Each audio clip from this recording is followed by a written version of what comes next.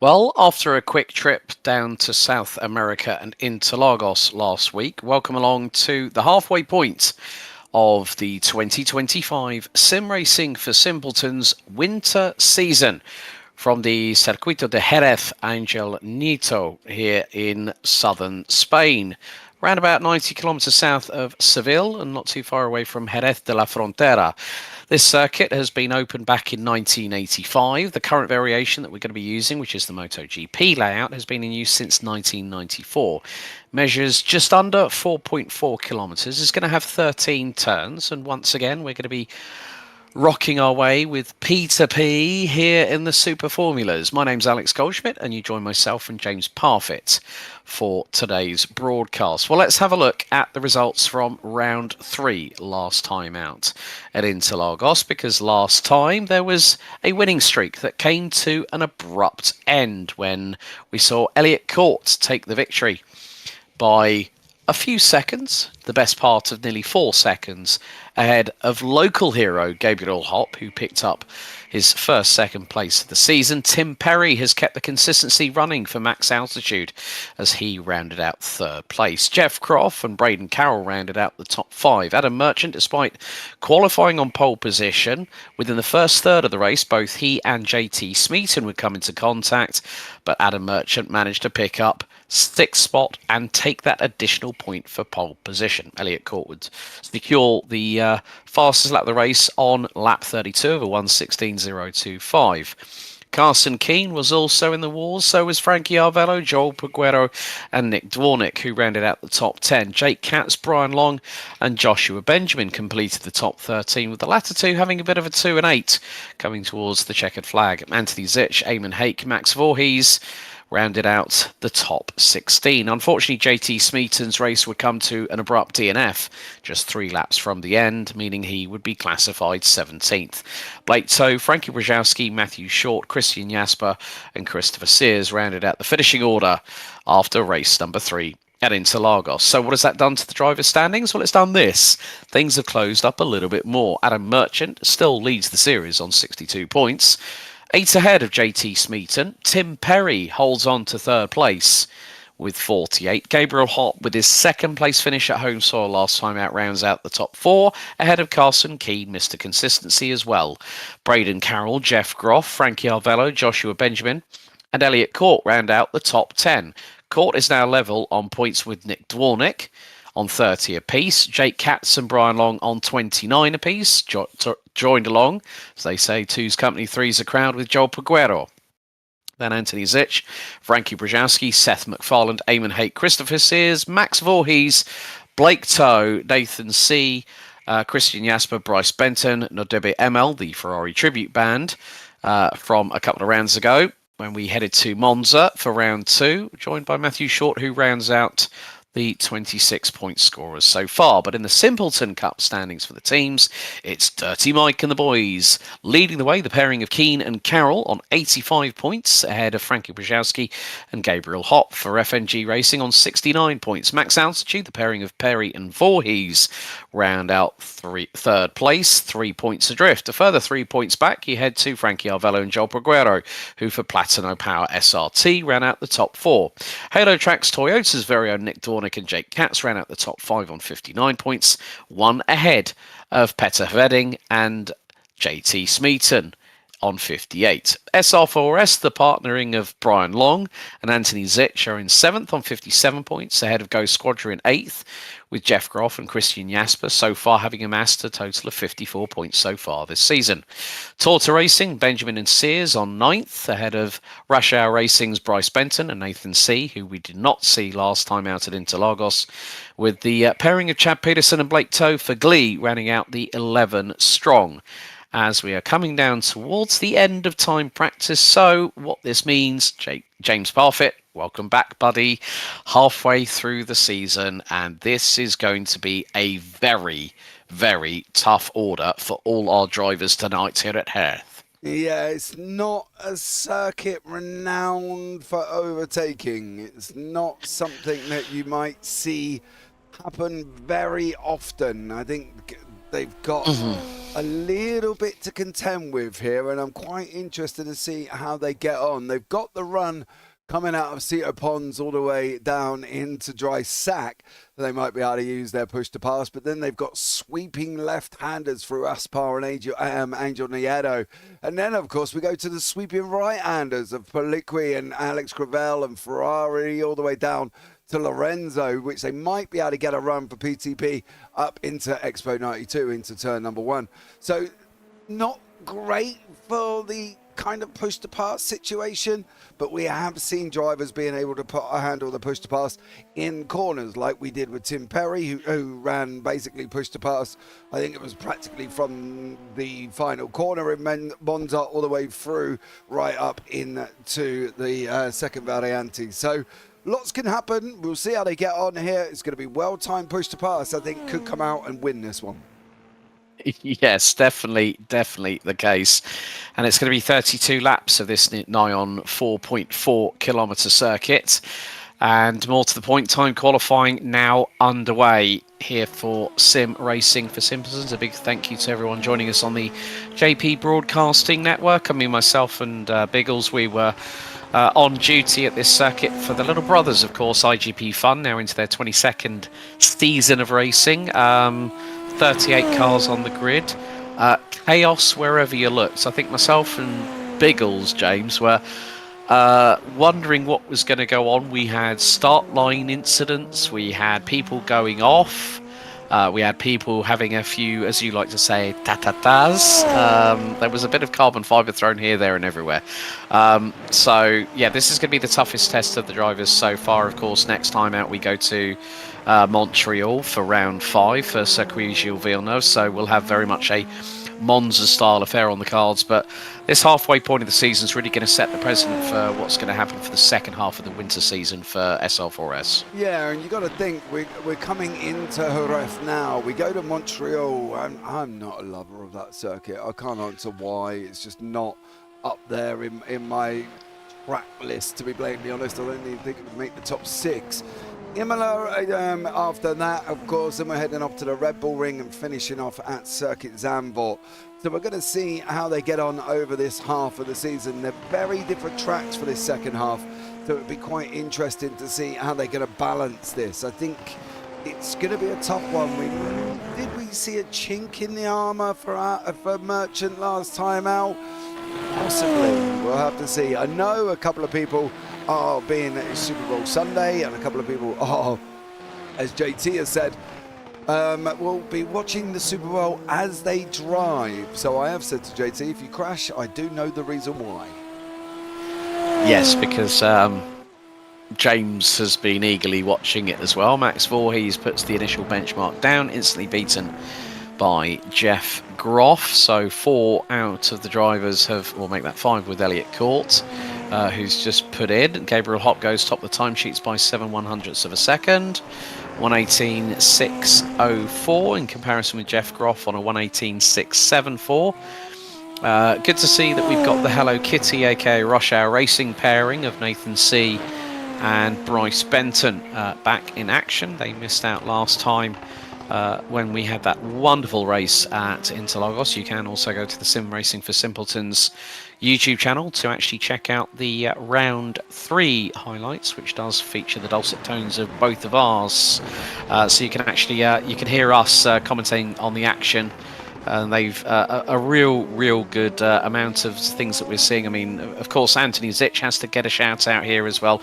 He does a lot of the graphics work and puts all the highlights together. And we can't really thank Brian Long, the man behind Sim Racing for Simpletons. He's put a lot of hard work, a lot of stress, a lot of countless hours into making this league what it's become now, where we've got big solid grids. Of course, for those new to the Super Formula cars, of course, Dallara chassis, 2-litre inline 4-cylinder turbocharged engines pushing around at 550 brake horsepower, and the all-important push to pass. And the deployment that they will have is a maximum of 200 seconds per race, but there will be a recharge function where they cannot deploy it after they've used it for a certain amount of time. At the moment though, JT Smeaton in the 45, second in the championship standings. has gone purple in the opening 2 sectors. Personal best in sector number 3 as he comes out of the final corner. Will JT Smeaton battle for pole position this particular time? Well, it looked like that lap was not invalidated.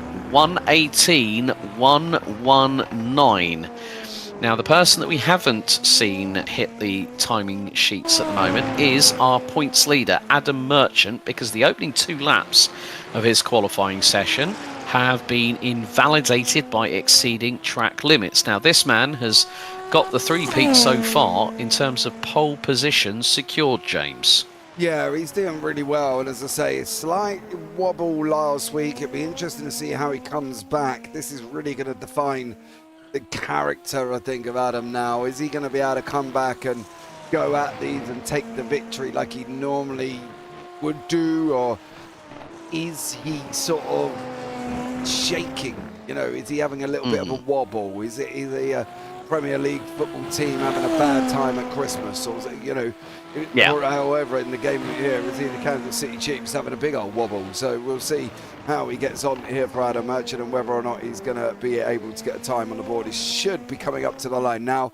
He's coming up to the line. I'm surprised he didn't go to stay on the left-hand side and he ran across the right. Goes over the line. Adam Merchant, no wobble. 1:17.998 pole position. And that is just over 0.12 of a second ahead of JT Smeaton. And for the last 3 races, they have started alongside each other. Merchant normally on pole, Smeaton to the outside of the front row. And here we have Chris Sears in the number 18. Chris currently personal best in sectors 1 and 2. A little bit slow through sector number 3. He crosses the line currently P10. Does he improve? Yes, on lap time, but not on position. A 1:18.770. Jeff Groff, who's gone purple in sector number 3, personal best in sectors 1 and 2, improves on lap time, stays 3rd for the moment, as we are nearly 3 minutes to go in this qualifying session. And Elliot Court has just pit Adam Merchant by 5/1000ths of a second. Yeah, great lap from him. There's a couple of others. Tim Perry's on a flyer at the same time. Tim does what's expected, stays all the way to one side. And where does Tim end up? 18.251.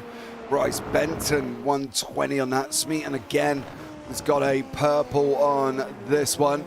So a great job from JT at the moment. He's absolutely flying, and he's doing a wonderful job here this evening. So well done, JT. He sticks himself on 3rd, 1:18.114. Sears, Peguero, Long and Benton on the next 4 cars over the line. Let's see what Chris Sears can do here as well. Yeah, Joshua Benjamin doing his... I'm going to sit at the back and see what madness happens in front of me again. He was having a great battle with Brian Long on the last few laps at Interlagos, last time out for round number 3, as Chris Sears once again crosses the line, jumps up to 7th position on a 1:18.482. Top 7 covered by just under half a second. The drivers have only 4 laps to get their best effort forward. Adam Merchant only needed 1 to put himself into what was at the time provisional pole position, but Elliot Court has used all of his 4 laps. Here's Bryce Benton from the Hello Kitty Brigade, as we first came across them when we had the opening round in Mugello, when both he and Nathan C had that big old coming together, and then it was Hello Kitty, Goodbye Kitty in rapid succession due to contact between Bryce Benton and then Nick Dwarnick, and then old hell broke loose. Brian Long still out on track. He's on his final push lap, so we'll see how he does. Bryce Benton has decided to dive into pit lane, but yeah, this man we can't thank enough here, James. He's done an incredible amount of work now into this winter season.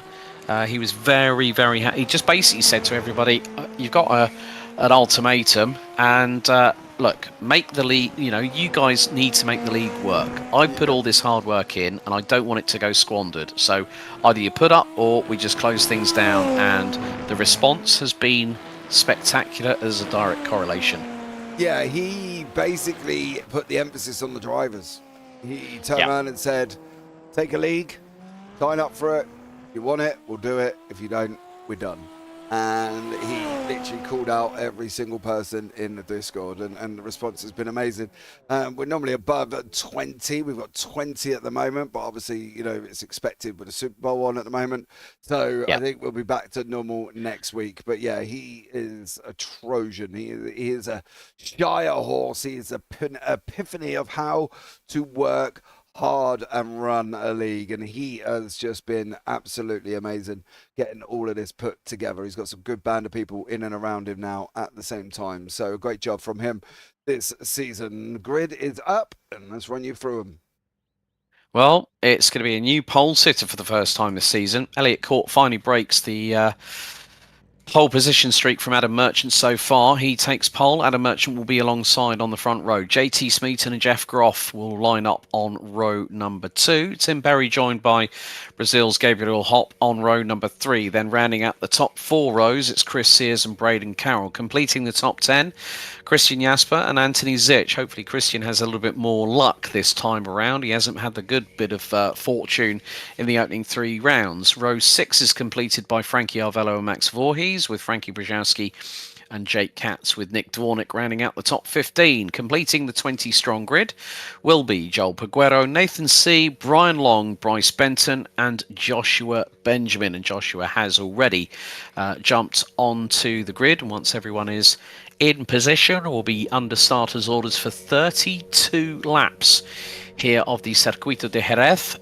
for the halfway point of the season before we head back to Canada for our next round, which will be a certain somebody's home turf. Nick Dwornik, more notably, in the number 58, who starts 15th. We're just waiting for Nathan C. to join the field. Adam Merchant now lines up alongside Elliott Court. It is going to be a lengthy run down to Expo 92 at turn number 1. But can Adam Merchant strike back, this time beating Elliott Court out on circuit?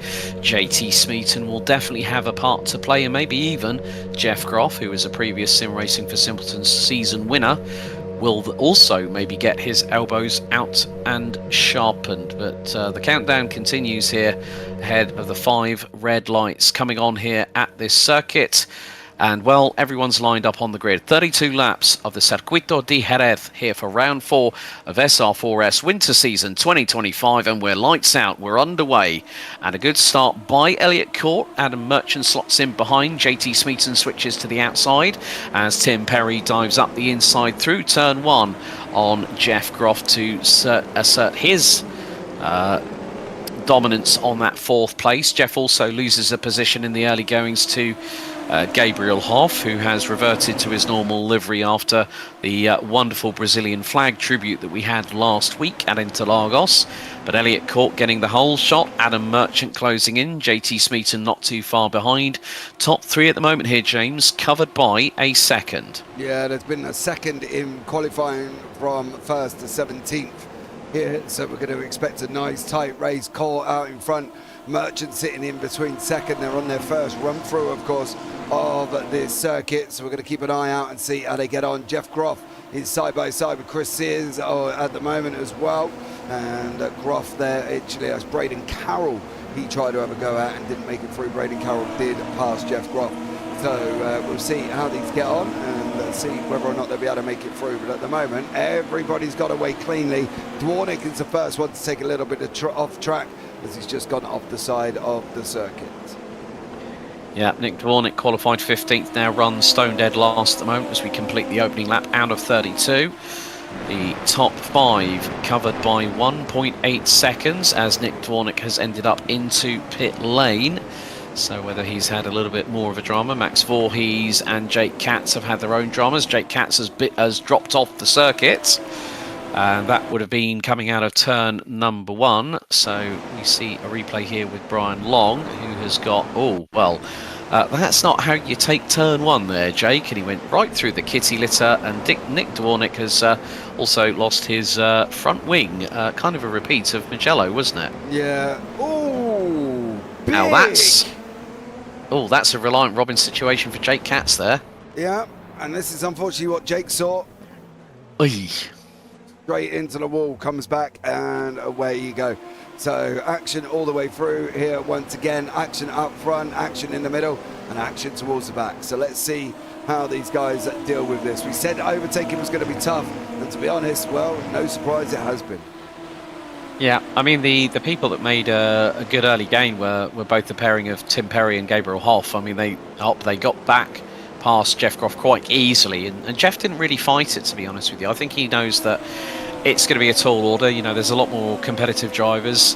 When you look at the iRating of Adam Merchant, JT Smeaton just puts in the fastest lap of the race, 1:19.746, and I think push to pass, P2P here, JP, is going to be at a premium, because I would say that, you know, you look at the previous 3 rounds we've had so far, Monza, pretty much everyone had used all theirs up. We then got to Interlagos, people were using it down Reta Posta, going into Arquibacandas at the bleachers. Funny enough, I was doing an Interlagos endurance commentary yesterday, and my fellow English commentators got an education about what turn number 15 is called in Brazilian Portuguese, and then I explained what it was in English. Yeah, you helped me to learn something last week, and now I've passed that on to other people that now go, okay, right, so that has got a corner name. Yes, it has, folks. You learn something new every day. Yeah, you definitely do. These cars are very spread out, getting a little bit further spread than really we want to. The battle was nice and close, but as the lap's gone on, it's getting a little bit half a second apart from people at the moment. Christian Jasper is one of the closest. He sat with Chris Sears here. So we'll keep an eye and see how he goes on as they're heading down into turn number 1, the right-hander, of course, on this one. But at the moment, as we mentioned, very, very tough to pass. There's been a few dramas for some of these drivers already. Yeah, the two being Jake Katz having less than 3 wheels on the wagon. He had 2 left on the wagon when he went rolling, in the words of Limp Bizkit, going through T1. Nick Dvornik has also been in the pit. Well, he's been in the pits again as Nick. And there's Christian Jasper coming out of Sita Pons. So what happens to Nick on the second off-track excursion? Now this is probably, oh dear, Nick. Oh, so that was engine cover, right rear wheel and rear wing. So yeah, Jake Katz has now rejoined after nearly 3 minutes in the pit lane. Nick Dvornik has been in there for 60 seconds for his second trip through the pit lane. So not seeing in the top 6 from Elliot Court down to Braden Carroll here, JP. Haven't really seen any use of push to pass at all. Jeff Groff and Chris Sears are level on their push to pass. Christian Jasper, I think, has used the most so far. No, actually, Anthony Zitch has used the most so far, followed by Max Voorhees and Bryce Benton. He's just been passed by Joel Peguero, who's got back up into 16th place. So this is more about carrying the momentum through the corners, and the slipstream probably is going to work a little bit better than the push to pass. Yeah, I think we've seen this before, didn't we? We saw it at Monza at the same time. So we'll have to keep an eye out and see how this goes. Listen, dude in YouTube, you're pushing your buttons. Settle down, or I'll just ban you straight away, okay? It's fairly straightforward. You can have as much banter as you like. Settle down. Yeah, I would 100% completely agree with that. And there are post-race interviews with our top 3 after each meeting here at Sim Racing for Simpletons. So Gabriel Hock trying to close in on Tim Perry. Tim, for the last couple of races, JP, we both know of him through Altitude Esports, and he's been doing a really good job. He's been showing good consistency. Last 2 races he's been in P3. Of course, he was very happy and he felt very lucky in the post-race interview at Interlagos that obviously after the contact between JT Smeaton and Adam Merchant going down into Decido de Lago, that he thought, yeah, I'm a very lucky individual. And of course, for him, along with Elliot and us 2 here as well, it's 1:20 in the morning at the minute in the United Kingdom. So just goes to show that there are people here in the sim racing world, myself, James, Elliot and Tim, we're very committed to the cause. Yeah, we are at the moment. Chris Sears, however, is very committed to try and hold on to Christian Jasper. However, Jasper had just made that mistake on the run down into the right-hander. He come out of the right-hander before, through Cito Pons, and then unfortunately ran a little bit wide. That's brought Frankie Arvello into contact at the same time. Now, we said about overtakes, and people was kind of sitting there probably thinking, what are you guys on about? Not a lot has gone on in ways of overtakes. You know, we've seen mistakes that's led to overtakes, but we haven't seen physical on-track overtakes as of passing down into certain corners. And that's one of the problems with Jerez that we are going to pick up on. And I think it's just the same as other circuits around Jerez, you know, within that area. You look at Catalunya as another not a renowned circuit for overtaking, and we've seen that quite a lot. I do want to go out to Elliot and Adam at the moment, because Adam has got that gap down. It was down below for half a second, but through this section here, Elliot seems a little bit quicker than Adam. I mean, Elliot seemed to have gotten a handle of the car. Of course, he made his debut in the series last week and ended up, you know, first race, first victory, and now has showcased to the likes of Adam Birch and the likes of JT Smeaton, I'm not here just to make up the numbers. Of course, it's going to be the best 7 out of 8 scores over the course of this series that will then decide our winter season champion. And then, of course, the best out of the teams that we got, 11 teams here in the Simpleton Cup standings. You know, it could be a little bit, it might be a little bit closer, but it just depends on, well, the fact is, Dirty Mike and the boys, they only have one driver here on the grid. Carson Keane not here. Now, he did say in a post-race interview, I think it was either Mugello or Monza, he did said, I'm going to try my level best, so he can use this as a drop round. But Braden, again, is another driver that we have seen with regards to consistency, and that is going to help with regards to Dirty Mike and the boys possibly keeping a hold of that championship lead. But, you know, Gabriel Hopp and Frankie Brzezowski, or Gabriel is currently 5th, Frankie is currently 11th. I think at the moment, with the way that Tim is running, I mean, he's been also a very consistent driver, has not placed outside of the top 5 once so far. His teammate Max Voorhees, however, has been in the walls, so to speak. I think if we could nominate a magnet of the first 5 rounds, Max would be it. So that's the situation. Max has been a magnet for everybody else's incidents in and around him.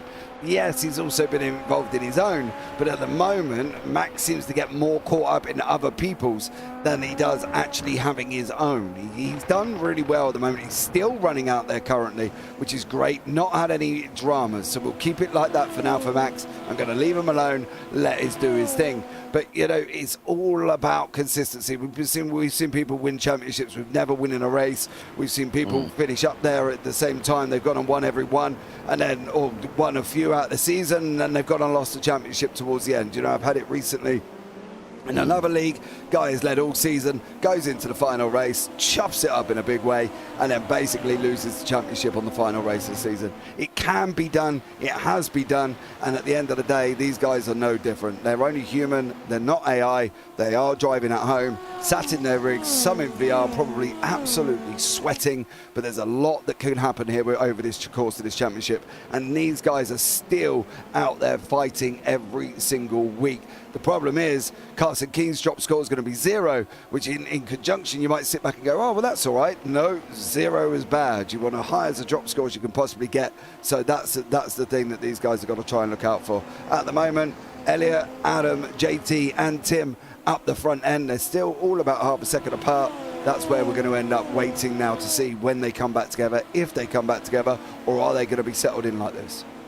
Yeah, I mean, you look at JT Smeaton scored 8 points, finishing 17th.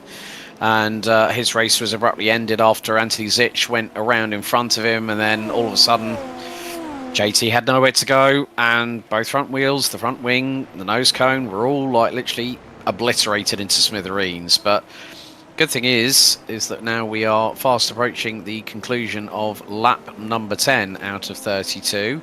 The gaps have stabilised. I wouldn't call it a stalemate at the moment, but more to the point that Adam Merchant is slightly closing in at the minute once again, isn't he? Yeah, he closes in here, but then loses it later on. And this is the thing. You can keep an eye on the sectors. Like Sector 1, Elliott was slower, but Sector 2, Elliott's been quicker. And this seems to be an ongoing situation here where you can pinpoint where people are faster. Watch Elliott through here and then come down to the sector times when they pop up at the bottom. You'll find it's going to be either very, very level, or Elliott might just pip it, and he has just pipped it at the same time. So Elliott's quicker through certain sectors, but Adam comes back at him down the straightaway through this final bit and coming into that last corner. So Adam's got kind of Sector 1, but Elliott's got 2 and 3, which is the final part, and we'll see how he gets on for 4. At the moment, visually, it should be Adam for Sector 4. Well, Chris Sears has dropped like a stone in a pond right now. He's gone down to 16th position. Now, Chris actually qualified in P7, and this is him ahead of Christian Jasper. He's lost it big time, and he's kept it out of the barriers. Well held there, Chris. Ooh, but Max, that has... Max.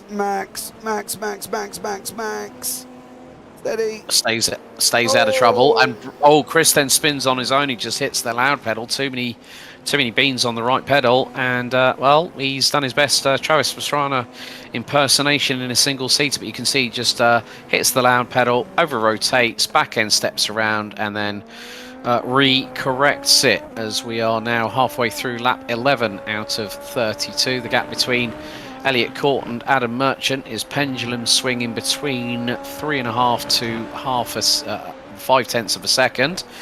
And yeah, I think as you rightly said, James, that Adam seems, he's a little bit faster in that opening sector, but he's also he was 1/10.5 quicker than Elliott in sector number 4. So sectors 1 and 4 is where Adam can make up that time. He's got to really start piecing it together well for the other 2 sectors to try and get a march on him. But I think when you look at it, Adam scored 20 points, including 1 point for pole position last time out. If he can keep within striking distance. Now, Elliott Court at the moment has got 30 points on the board. This is going to put him into a very strong championship possibility, because it will give him, at the moment, he's got 31 points. He took the win at Interlagos. That's 30 points in the books, a point for pole position. And if he wins this race after 32 laps, that's another 30 to his credit. So, Elliott Court coming in at round 3 may not have been such a bad thing after all. No, I don't think he's going to really be jeopardized by the fact he come in late. He's got a drop score of 0 technically, but he's doing what he needs to do. When you come in late, Elliott he's come in late, but he needed to win the races that he has come in on, and he did do that at Interlagos, and he's leading here again. So Adam's come in and has dominated the first 2, and then hold on a minute, we've got this British guy who's up at silly o'clock in the morning, who's gone and dominated in Interlagos, and he's going to come and try and do the same thing in Jerez. And Adam now has got a battle. He's got a situation. He's got an also. It's like a fight almost. He's got to stick on his Tyson gloves and go to war, because Elliott's not going to roll over like a little dachshund to get his belly tickled to let him through. Adam needs to earn it. Adam needs to be the Alsatian. He needs to be the Rottweiler. And Elliott at the moment, well, he's just a British Bulldog that's fighting him off and not letting him have it. Yeah, so it's the Bulldog versus the Dachshund right about now between these two, as we're on lap number 13 out of 32. JT Smeaton has the fastest lap of the race on a 1:19.024. Closely followed by our good mate from Max Altitude, Tim Perry, in the number 83, 1:19.044. Here's a moment for Frankie Arvello for the Platino SRT team, and that's out of the final corner. Oh, Frankie, just too much aggression on the loud pedal. Front end, a complete and utter mess as we look on board. Too much curb. He runs it out so wide coming out of here. There's the curb. He's on the curb. Acceleration, bang. In he goes, wheels all up in the air. He'll jump back to the pits. Probably Spotter will turn around and go, oh, no, we got too much damage. And unfortunately, he's all done. So I think Frankie Arvella, I'll be very surprised if he is. He will come back out with a fast repair, but he's got to be careful not to do that again. Otherwise, it's all game over for Frankie. And at the moment, we really hope he waits. But Nathan C and Max Voorhees have come together. Now, this is the situation here for Max. He's not really been in the position over the last 3 rounds to be fighting in things like this. Normally, by at some point in this beginning or the middle of the race, Max is at the back. He's been in danger. He's running, or somebody's run into him, and he's out of this fighting position. Now, this is where we're going to see what Max is made of. It's his first real fight coming into this race, so he's now got to see and show us what he can do here. He can't just be known as the partner, the invisible partner of Tim Perry at altitude. No. He's now got to come and put his name out there and say, I can do this, I am getting faster, which he has done. I'm now going to put this on the board and keep holding it, put it into that top 10. So for Max at the moment, he's got a big job at hand with Nathan C behind him. Well, I mean, the thing is, you look at where him and his teammate Tim Perry is at the moment. I mean, Tim's currently running P4, which will net you 22 points. Max currently running 11th. That's 14 points. That could be a good haul of 36 points. I mean, it's just a case of, as you said, Max just not trying to, not trying to be under the shadow of Tim. As I've just seen that, well, Braden Carroll has gone into... Oh, no, don't tell me. Braden Carroll, what's happened? This is going to be at the final corner once again into the... Is this going to be the same as what we saw with Frankie Arvello? No, it's even before. And, oh, it's not the front end, it's the back end that takes a pummeling. He folded up the rear end. Folded up the rear end like a hog accordion. Brian Long also. Man, they are dropping like flies here. Okay, so this is coming through one of the right hat. Oh, Brian, he took way too much grass and then... Oh, I would say hold your brakes, but... No. He really ain't got a lot of them left, does he? Let's be real. And unfortunately, he's in pit lane with Braden Carroll as well. Max, I'd like to point out, he's opened up half a second from this gap from Nathan C. So that's great to see for Max. Keep your head down, son. Keep it going. Get some points on the board. Let's not be an handbag. Let's not get carried through to by Tim Perry this season. Get out there and show us what you can do. And at the moment, Max is doing that, and he's doing a great job. Yeah, so after Braden Carroll's rear-end rearrangement, that has now put Max into 10th place. That's 15 points, so brings the cumulative potential of points earning for Max Altitude to now what would be 37 points. Tim still is about a second behind JT Smeaton. 1.4 seconds separate the top 3 overall as Elliot Court now has retaken the fastest lap of the race of an 18.802. Adam Merchant's personal best 18.932. JT Smeaton 18.994. So Gabriel Hopp has done a best effort of a 18.914. So 4 out of the top 5 drivers have secured a sub 1 minute 19 second lap time here so far in race conditions. And just to be honest with you, I think it's now a case of Elliot just crossing the T's, dotting the I, keeping his powder dry, and just giving no opportunity for Adam Merchant to further close that gap if he has an unforced error. But also, one of the things that we've got to remember about this track here at Jerez, James, is that you don't have room to breathe. Like, literally, you are on eyeballs on stalks, on tender hooks, treading on eggshells the whole time. Yeah, and that's the thing. Gabriel Hopp, fastest lap of the race, 18.7 at the moment. And this is why we were talking about this earlier on with the PTP. Where are they going to use it? How are they going to use it? Is it ever going to be used? Where's the situation going to be? Because once you go out and you go through turn 1, it's right, left, right, down a little bit of a straight, and you've got a little bit of time now if you really want to use it. Merchant's not on it. Then you're going in again. You're going right once more. Then you're going to go left, right, and you all start all over again. So at the moment, he's got to try and figure out where he's going to do it, where Elliot's going to do it, and are they going to do it at exactly the same time? It's all about seeing what the situational is at the moment. And as you can see, Merchant's not using his PCP on the run round. Oh, held it. Well done. But again, he's not doing the push to pass situation because there's just not really any way to do it. And Court knows that. Court knows that. Yeah, Groff's been off. We'll have a look back in a minute. But Court knows there's not many places they can use it. And to be honest, I wouldn't be surprised if both of them use it down the straight. Well, none of the top three have used it at all. Here we go with Jeff Groff in the number 25. Oh, Jeff.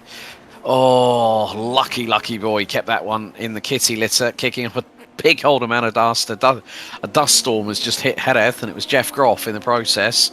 But yeah, in the IGP Fun Super Formula Lights earlier on, we were seeing people going off track and literally pebble dashing the front of other cars with gravel. Like literally you could see it on board, that people were finding that gravel was being thrown in their general direction. Joel Peguero closing in on Max Voorhees. Now Max has dropped time and has dropped behind Nathan C, who now rounds out the top 10 for Rush Hour Racing, or as I've now given them the nickname, the Hello Kitty Brigade. But Max is just keeping very, very calm. But this is the... well, it wasn't so much of an altercation. I think it was just a case of Max, as you said, just running his own race, didn't fight Nathan that hard, and just thought, you know what, I want to make sure that I'm scoring good points. But that is Nathan C, who's had a bit of an off, and that was coming out of the left-hander before Aspar. Oh, he just lost it all on his own. It was the outside curbing, and the front wing took a little bit of a knock. Yeah, you see the difference in the way the model works. We've seen people hit the wall softer than that, and they've lost their front wheel, rear wheel, and rear wing.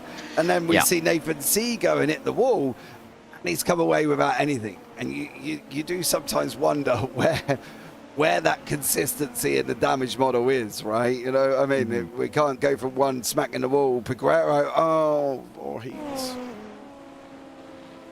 Oh dear, Max, careful. Okay, this is coming into Lorenzo. Deja vu. Oh, well, at least he didn't spin it close to the barrier. So credit where credit is due, Max. I think Nathan C, yeah, he was in the pits for 7.33 seconds. So Joel Peguero now finds himself... There you go, look at the difference. So Joel's done it. Joel's done exactly the same as what we saw with Frankie. Yeah. So it's coming out the final corner, giving it the berries on the now pedal, and then wallop. So I think Nathan, yeah, I mean, the damage model inconsistency that sometimes we see on JPB, we don't always see the full picture, let's say. So I would have thought that Nathan would have lost. Well, Joel, having no front end aero on that Super Formula, has gone off again. And, well, let's just say... He needs to go back to pits. Yeah, he definitely needs... Yeah, before he gets a code brown and a clean up on aisle 3 notification put on his HUD on his sim rig. But in the meantime, Joshua Benjamin, biggest mover. Oh, and Max is in the pits now. What have you done, Max? He's just entered. He entered. I think it's just going in and getting damage. Adam's got to be careful. He's picking up dirt all over the place. It's all over the back end. They've all got dirt on the tyres. Even Gabriel Hopp had it coming down there as well. So there's dust and debris set on the side of the circuit at the same time. But Elliott's still out in front by 7 tenths at the moment over Adam. And JT is in there as well. Nathan C moved through the order, but that's because Peguero's just got in pit lane, which is what it was expected. Yeah, so we are now up to lap number 20 out of 32 here on Sim Racing for Simpletons winter season for 2025.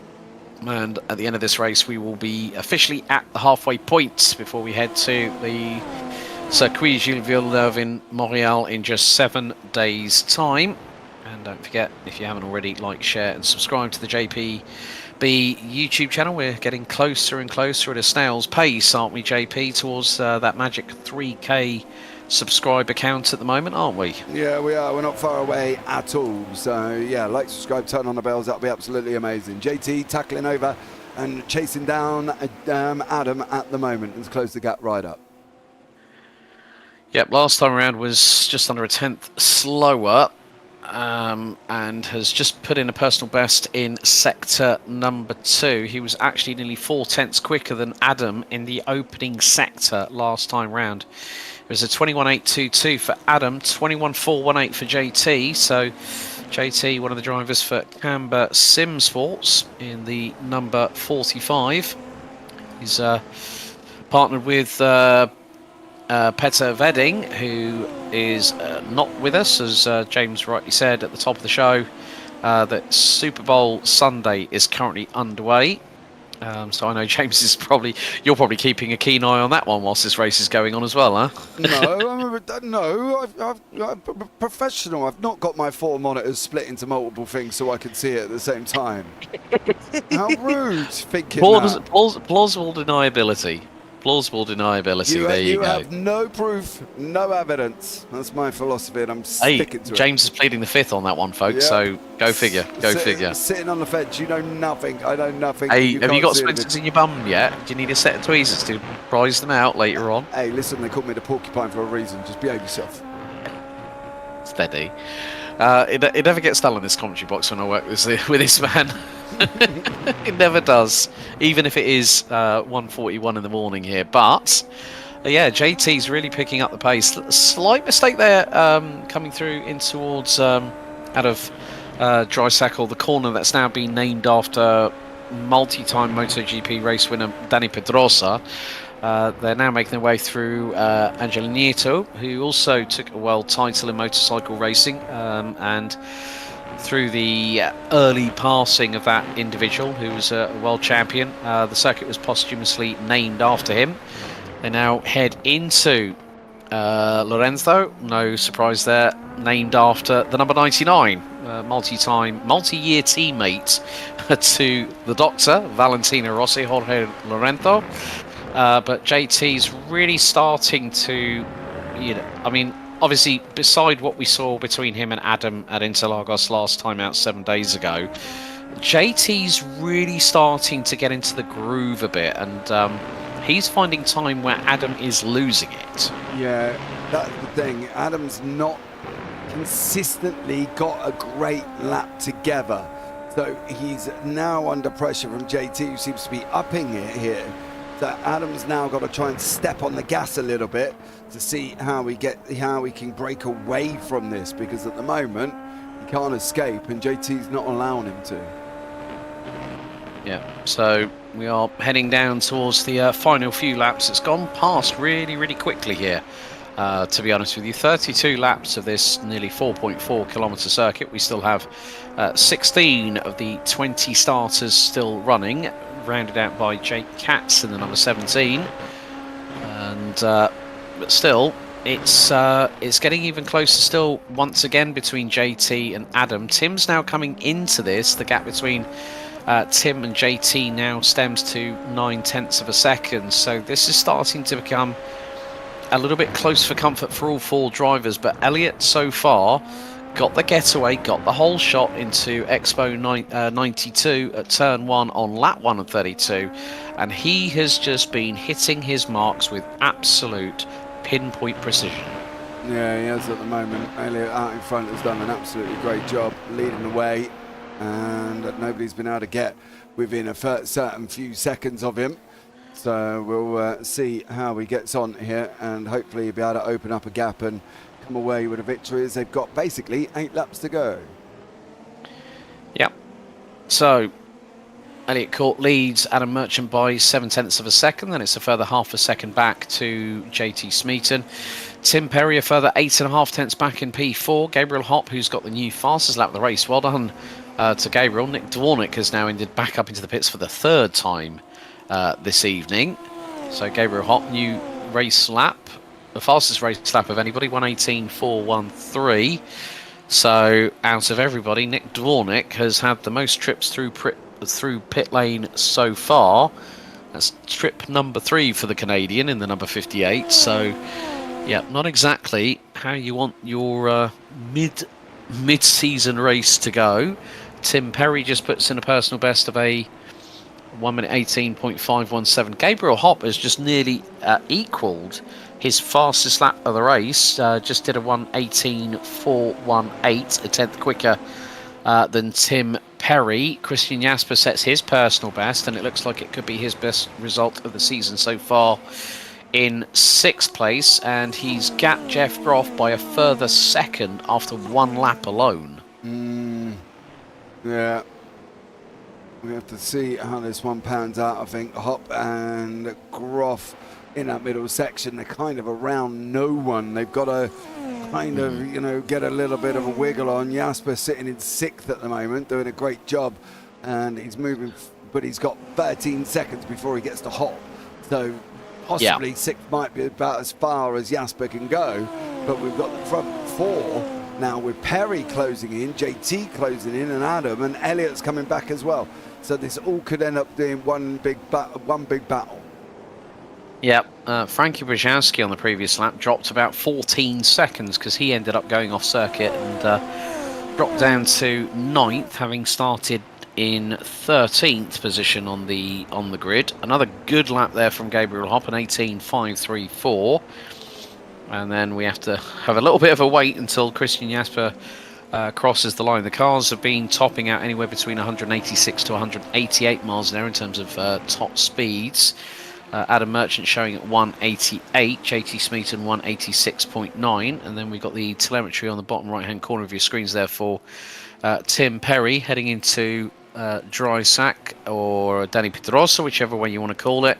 About 175 miles an hour in top gear, and then it's down to 3rd gear, start accelerating into the next left-hander for Aspar, and you're going to be going through there 130 plus miles an hour, 5th gear, start accelerating, and then hard on the brakes again down to 4th gear into Angel Nieto before Peluqui and Alex Criville, and then Ferrari, where you're just going to carry that momentum through. And literally, Tim is not lifting off the throttle 1 iota before you get into the braking zone here at Lorenzo, and he got very, very close to the back wing of JT Smeaton, who in turn closed up under braking onto Adam Merchant. So this could be possibly a grandstand finish that might be on the cards here, folks. We've got 6 laps, including this one, until we hit the checkered. And at the moment, it's been a bit like blackjack, hasn't it, James? Like, everyone's not, you know, showing all their cards so far, but Adam's just made, I think, probably the biggest slight unforced error we've seen in the last few laps, because JT is now 0.2 of a second behind him, and he smells a little bit of blood in the water. Yeah, they're all closing up on Elliot. So at the moment, they all seem to be closing up on him. And this could end up being a great 4-car fight for the win here, as they've only got 5 laps to go. So let's see how they get on and go from there. What happened to Jake Katz is he spun up and he's still running. Warnick put it in the wall and is looking like he's, well, there you go, bud. That's what he's got. That's what it's looking like at the moment with Nick Dwarnick. And this is how it's done. Oh dear, right, okay. Oh. Wow. Oh, that was... Yeah, like literally snap, bang, wallop. Yeah, snap, grip, see you later. And goodbye, left-hand side and front wing and rear wing and engine cover. So like literally a shell of its former self was that car. And once again, now it's going to become probably a quintet, because Gabriel's now really closed that gap to Tim, because everyone's getting into close proximity to each other. There's that aero wash situation of the dirty air, because of course Elliot is the one punching a hole in that air, and so everyone else is having a bit more of an aero wash, a bit of aerodynamic instability when you're trying to go and rotate it through corners, trying to put the power down, you know, hit your markers on the apexes. It's getting to that point now where someone is going to have to pull the trigger and make a decisive move, but then it may not be down to someone pulling the trigger. It might be down to someone making a small schoolboy error. And that's the problem. So there you go. That is one of the things they've got to look out for. Yep. The problem they've got is this 4, 1, 2, 3, 4, becoming a 5. 4 laps to go. It's becoming a 5. Yep.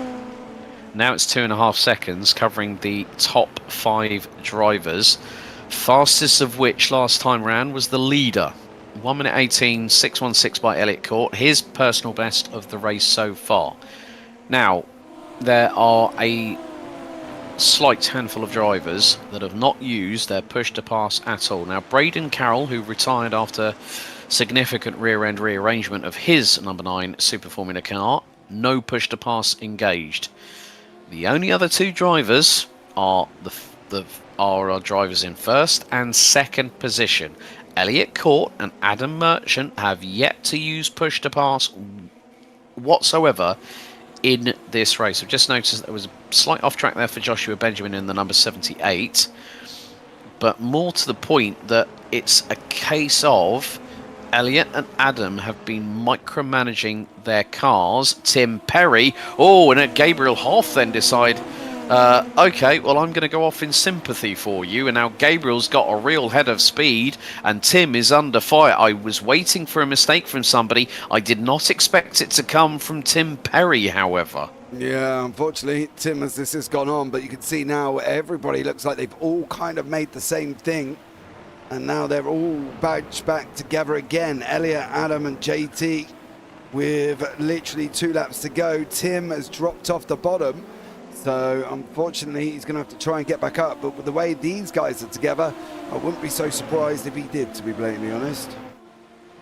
Yeah, so after this, we will have 3 laps remaining. We're on lap 30 out of 32, and it is getting close to the wire. So the top 5 become a top 3. JT Smeaton and Adam Merchant are closing in. Now Adam is starting to use the push to pass to hustle that number 4 car closer and closer to Elliott Court, who is leading. Adam has not relinquished his finger or thumb off of that button and is going to use it right up until the checkered. He's probably going to exhaust it completely. JT Smeaton's got the same tactic and he's right on the rear coming out of Ferrari in towards Lorenzo. And these two, about 0.3 of a second apart. Adam has a slight lock-up under braking going through into Lorenzo. And they are still onto the push to pass. Elliott's now started to use it, and now he's starting to try and initially pull away. As you can see, the lights over the air boxes, they are all flashing, which means they are all using the push to pass. We got this and 1 more lap to go. Next time around will be the white flag lap. And Elliott Court was waiting to see when Merchant and Smeaton would pull the trigger and start using their push to pass, and they are quite literally exhausting it as we speak. Yeah, they are at the moment. They're all on it. Every single one of them are on it. They're trying to break away from each other. They're only going to have 1 lap left to go, and it's going to be a full-blown PTP rush. You can see Merchant's got 90 seconds. What's Elliott got? 148. What's JT? 49. So JT's got the least amount, Elliott's got the most, and Adam's kind of sat in the middle. So none of these are going to stop now. This will be it. Tim's probably got about 20 seconds of his push to pass left to go because he's engaged it. Gabriel's engaged it. So down into Lorenzo for the penultimate time here on lap 31 out of 32 and out of the final corner. White flag in the air here for round 4. For SR4S Winter Season 2025 here at Jerez. And more to the point, it is the case that, Adam Merchant has... Elliott Court is... No. Oh, it's Nathan C. Oh my God, he freaked the living doo-doos out of me. I thought that was Elliott. Nathan just went completely wide and then kicks up the dust and the gravel. And now... fastest lap of the race has gone to Adam Merchant, 1 minute 18.082, but the gap between him and Elliott now stretches to 0.7 of a second into dry sack here for the penultimate for the last time, and Elliott is holding on to that push to pass. 77 seconds. JT Smeaton and Tim Perry have exhausted their push to pass, and I think Adam is very close to his expiring very shortly. I think that's going to happen any moment now. And there we go. He's on the red. 3, 2, 1. That is it. But Anthony Zitch has also used up all his push to pass. But Elliot Court was very, very sly and very tactical, because he makes it not just one win, make that 2. Pole position, and from lights out to checkered flag, it is going to be Elliot Court for the second time this season, picking up the victory here at Circuito de Jerez, ahead of Adam Merchant and JT Smeaton. Tim Perry rounds out the top 4. Gabriel Hopp in 5th. But what can you say for Elliot Court? He's done it again. Yeah, great drive. And he waited and he waited and he waited. He knew that there was going to be a PTP rush, and he got just that, and he did a great job holding on to it. You can't really say anything else, to be fair. He's done a great job, and that's it for Elliot. So fair play to him on that one. Yeah, we're just waiting for the last driver or so. Well, Nick Dvornik hasn't crossed the stripe. He's 6 laps down. Jake Katz and Max Voorhees. Well, Max is going to come home in 10th spot, it looks like. That's going to be a nice haul for Max Altitude in terms of the Simpletons Cup. And that is going to be Tim on 22. Max will take 15. That's 37 points gained for Max Altitude. So, good job by both drivers. Max having his own fair share of dramas, but unlike the likes of Joel Paguero and Frankie Arvello, he did not rotate the car into the barriers like we saw a few other drivers do as well. But here are the results for round 4 of the winter season 2025 for Sim Racing for Simpletons. Well, second race, second victory, and what's more, he did it from pole position. Elliot Court takes the victory after 32 laps by just over 7/10 of a second, ahead of Adam Merchant, who continues to lead the way in the standings, heading to the second half of the season next week at Montreal. JT Smeaton keeps himself in the title push, being P3. Tim Perry in 4th. Gabriel Hopp rounds out the top 5 ahead of Christian Jasper, the Destino Motorsports driver, who rounds out the top 6, and it's his best finish of the season so far. Jeff Groff in 7th ahead of Anthony Zitch, Frankie Brzezowski, and well done to Max Voorhees from Max Altitude Racing for rounding out the top 10. Rush Hour Racing's Nathan C takes 11th ahead of Frankie Arvello and Joel Paguero, with Jake Katz being the effectively last of our classified finishers in 14th. 15th, Joshua Benjamin retiring with about 4 laps to go. Nick Dvornik retiring on lap number 21. Braden Carroll after lap 14. Same for Brian Long. Bryce Benton retires on lap 11. And Chris Sears was the first of our casualties on lap number 10. Well, we've got some drivers in our post-race interview show here, so let's first of all have a chat with our race winner, who's done the double. Adam Merchant now has 2 victories to his calls, and the man who has done it, not just in Interlagos, but here at Jerez. Let's see if we can have a chat with Elliot Court. Oh, hold on. There you go. No worries. Well, Elliot, welcome to the top step once again. Second race in the season, and you won from lights out to checkered flag, but there was a bit of a frantic use of push to pass by you, Adam, JT, Tim, and Gabriel, wasn't there, in the dying stages? Yeah, I mean, I was trying to save all my push to pass because I knew at the start, because you can't overtake at this track like at all, that if I can just stay ahead about making mistakes, then I'll be fine. So I was kind of just saving it a bit just in case I made a mistake and I had to use it. But in the end, I didn't. So I just used it at the end, trying to get fastest lap. Yeah, you got close. I think you got about 67 thousandths away from it. But Adam just pipped you to fastest lap on that one. But, Yeah, I heard the thing of the engineer say it was like an 18 flat, wasn't it, or something? Fastest lap. Yeah, we were getting close to a sub 1 minute 18, to be completely honest with you, and I think that could have happened if everyone had jumped on the push to pass gravy train a little bit earlier, maybe. Yeah. But obviously, myself and James, we were talking about the fact that you find that this track is difficult to overtake at, but you really aren't relaxed for any stage of the 32 lap race, are you at all? Oh no, 100%. You're on it the whole time at this track. you just got to pray that there's no gravel on the track, which there was at one point. I think like I went off, and I think the cars behind me went off from what JT was saying. So when I went off, I thought like, oh god, I'm going to lose like 3 positions here. But thankfully, I managed to hold on to the lead. I think this is going to be the race that really put everyone through the ringer, yourself notwithstanding. But another win in the books. You must be feeling pretty happy about that. That puts you 61 points and actually puts you in some kind of potential possibility for going for the title. Yeah, I mean, it'd be better if I didn't miss the first 2 rounds, but Mm-hmm. hopefully, with a bit of luck on my side, I can maybe fight for it towards the end of the season. We'll see. It's a Yeah, long way well, to go.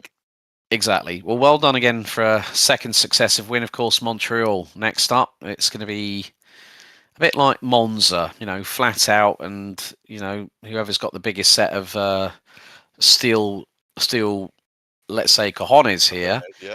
Yeah, it's, and then you've got the Wall of Champions, the final chicane. It's going to be a flat out adventure, but the opportunity of going against these drivers, it spurs you on, doesn't it? Oh yeah, 100%. I haven't driven Montreal for a while, so could be interesting.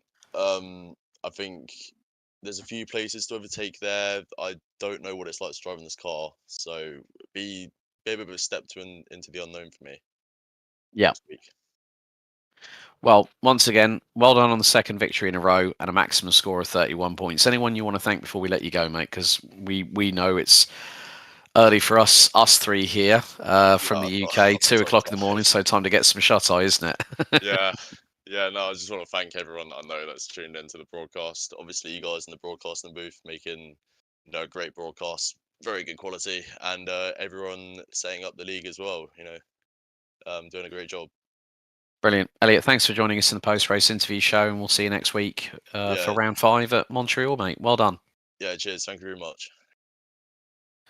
Okay, next up, let's bring in our runner-up who continues to lead the series past the halfway point of the season. Let's bring in Adam Merchant. Adam, welcome back into the booth. Of course, very a better position to be in than what you were 7 days ago when you and JT came together at Interlagos. But things are getting back in the right direction, aren't they?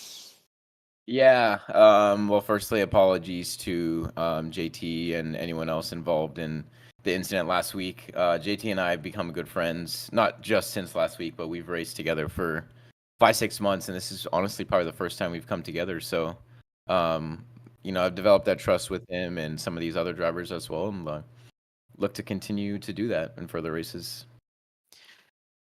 This circuit, I mean, we were just speaking to Elliot, who's now joined you as a 2-time race winner for the winter season.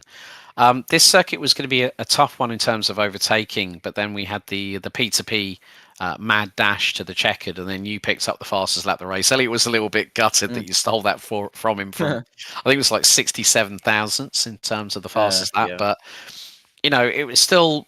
We were thinking that things were in terms of the pendulum swing between gaps between you and Elliot, and then of course at one point we saw a slight unforced error where you went slightly off track, and then JT was right up your rear diffuser. This track is incredibly difficult to drive at because there's no room for overtaking. I mean, we saw a couple of overtakes on the opening lap where Jeff Groff lost, I think, 3 or 4 places and then ended up finishing P7. But it's a tough circuit, isn't it? It is. I mean, there's really not much space to overtake. So, I mean, I've done a bunch of the official races, and it's really impossible. And really, the biggest fight here is in terms of points is against JT. So, I was happy just sitting in the tow for all 32 laps. Not, I made some mistakes, yes, and the gravel actually was quite interesting. JT and I were just talking about it. That threw another chapter in the story towards the end of the race, spice some things up there. But yeah, lots of high speed turns, really tough to overtake. But I tried to save my tires as much as possible behind Elliott.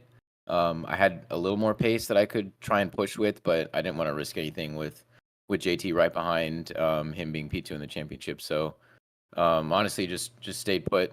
Yeah. I mean, one of the things that myself and James we were talking about was when you're behind a car in dirty air and you've got that aero wash, that aero imbalance. How sketchy was the rear end of the car? Was it feeling a little bit loose at a few times as the tyres were starting to degrade over the 32 lap distance?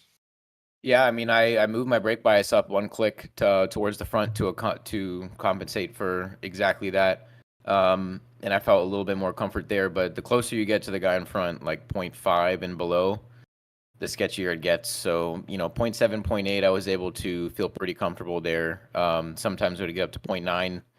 I feel like I'm pretty good on the brakes and the hairpin, and I would only force myself to try and gain time in one corner. But props to Elliott. He drove a flawless race. Obviously, we both made some mistakes with the gravel, and I think I said this in the first race. Being P1, you're the first car to go over the gravel, so you give the clues away to everyone behind, and especially when you're in a train of 5, seeing that context first, definitely benefited myself. But props to Elliott. He kept it on the black stuff and got P1. Well, Montreal, very different proposition next week in just 7 days. Of course, high speed, heavy braking zones, and of course, the famed Wall of Champions. Looking forward to that challenge? Yeah, absolutely. That track is fun for me in F4, F2, and F1 cars. So really looking forward to it. It's a street track, so you might think it's harder to overtake than Jerez here, but I think we're going to get some great overtakes. We have some nice long straights there. Some really fast braking zones, and some heavy braking zones. So yeah, it should be a lot of fun. Looking forward to it. Brilliant. Well, Adam, thanks for talking to us in the post-race interview show. Anyone you'd like to thank before we let you go today? Yeah, thank you guys again for making incredible broadcasts. I think I cross-pollinate with a couple of leagues that you guys officiate, and it's great to have this commentary twice a week. Really like my mom, my dad, they love watching it. My dog as well. So yeah, appreciate you guys. Brilliant. Adam, we'll see you next week in Montreal for the beginning of the second half of the season at round 5 in 7 days. Well done today for the second place finish. Sounds good. Thanks, guys. Okay, big thank you to Adam. Let's bring in our final driver to the podium, and once again, returning to the post-race interview show, JT Smeaton. Welcome back to the top 3, and of course, not an easy one out there, wasn't it, JT? But you gave Adam a little bit of a fright later on in the race, didn't you? Yeah, it was definitely a tricky race for sure. I was talking with Adam about this. Track feels like a go-kart track almost. It's such a small track and very, very difficult to pass. I would argue that's almost as bad as Monaco. That back straight there's definitely some sort of opportunity to overtake there, but the straight's just not long enough, so you can't really get a good run on anybody. Yeah, I think myself and James, we were keeping an eye on the push to pass, and we'd seen that Elliott, Adam, and yourself for a long time had not opted to use the push to pass, but you were the first one to pull the trigger. Just tell us from a driver's perspective that when you're going through what you've just described as a go-kart circuit here at Jerez, what happens when you're going through a push to pass on an entire lap trying to close in on the guys in front? Well, with push to pass, it's obviously you get more power to the engine, which also means more wheel spin on exits of the corners. So when you're on the push to pass, especially in those last few laps when the tires are worn out, you start to slide a lot more, and it's more difficult to keep control of the car. But of course, it is faster on the straights, but it is pretty tricky in those last three or so laps. Now, 2 final questions for you, JT, before we let you go. Of course, finishing 3rd behind Elliott and Adam, you know that you've got your work up against you in the winter season in terms of the battle for the drivers' standings. Montreal next week is going to be a very, very interesting and very flat-out race like we had at Monza for round number 2. What's going to be the best way for you to approach it? Because Elliott and Adam have both picked up 2 wins apiece. It's time for you to break that 0, isn't it? I'll definitely give it a go. It won't be easy, especially since most of these tracks on the calendar I've never driven on iRacing before, and Canada is one of them. So during the week, I'm definitely going to have to be putting in some extra practice to see if I can get that edge on Elliott and Adam. But I'm ready for the challenge, and hopefully I can give them a good fight. Yeah, like you say, you need to put in a bit more additional wheel time on that one. But final question, anyone you'd like to give a shout out to before we let you go, JT? Big shout out to you guys and the whole admin team of SR4S. It's been a pleasure to race with you guys for this half of the season, and I've really enjoyed it, and I can't wait for the rest of the season. Brilliant, JT. Well done tonight in your third place finish, keeping you not too far behind Adam Merchant, but we know that Elliot's closing in on you guys with 2 straight wins on the bounce. Well done tonight on your third place finish, and we'll see you next week in 7 days for round 5 at Montreal. Thank you guys. See you next week. Well, JP, very, very frantic P2P bit of action towards the end of it. Really good to get the insight from JT about, how difficult these cars are when you've got additional power going through the rear axle, prompting possible wheel spin when accelerating. But it was going to be one of those tracks that we were waiting for people to, put their cards on the blackjack table, and Elliot just trumped everyone, didn't he? Yeah, he held on as long as he can to the push to pass, and then when he started seeing people closing, he then thought, right, well, they're all on it, so I've got to be. And it's only the fact that he had so much left at the end, it probably really saved him. I don't think Adam could time it any better. I don't think JT could or Tim could. They were all timing it where they thought would be best. But Elliot just kind of realised, actually, they've just pulled out 3 attempts. They're on it. I'm going to go on it. And he did, and he managed to survive. So fair play to him. Well, that pretty much wraps up the coverage here on the JP Broadcasting Network for round 4 of the 2025 Sim Racing for Simpletons winter season here at Circuito de Jerez. You joined myself, Alex Goldschmidt, and James Parfitt over the last hour and a bit, and we are going to be saying goodbye for now. Don't forget to like, share, and subscribe here on the JP Broadcasting Network, as Sim Racing for Simpletons will return in a week's time, just 7 days from now, as we'll head to the Circuit Gilles Villeneuve and Montreal in Canada for round 5 as the second half of this winter season gets underway. Can Elliot Court continue the winning streak? Can anyone beat him out on track? Well, definitely Adam Merchant and JT Smeaton will do their best to do so. This has been a JP Broadcasting Network. Race hard, race fair, and if in doubt, well, you better go flat out. Thanks for watching. We'll see you next time. Goodbye for now.